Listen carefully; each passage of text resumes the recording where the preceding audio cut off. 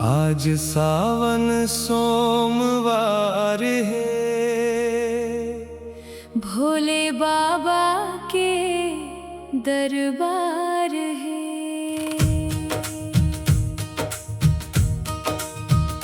जल बेल पान चढ़ावो, शिव जी के जयकार है। हर हर महादेव गूंजे, गंगा के धार है। आज सावन सोमवार है, भोले बाबा के दरबार है।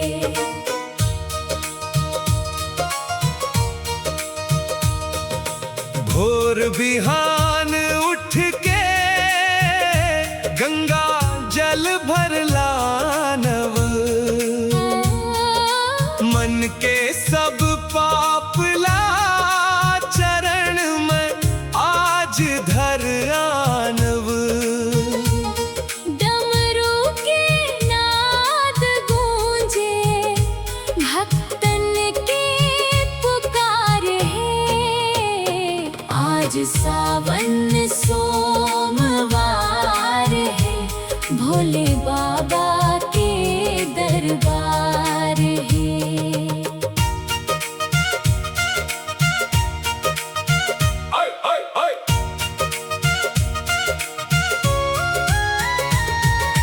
माथा ऊपर चंदा, जटा में गंगा बहे।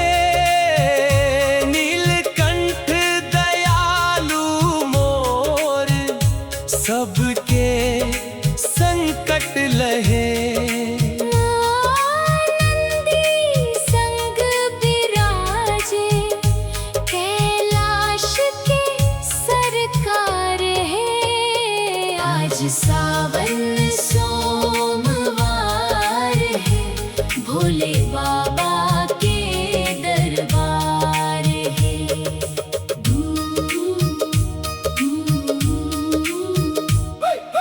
दूध दही औ मधुले, अभिषेक करथन सब। बेलपत्र अर्पण करके, मांगथन सुख के रब। भोला दानी देवता, भर दे झोली अपार है। आज सावन सोमवार है, भोले बाबा के दरबार है। घर घर गूंजे भक्ति, शिव नाम के गान रे। सुख शांति बर देवा, कर दे कल्याण रे।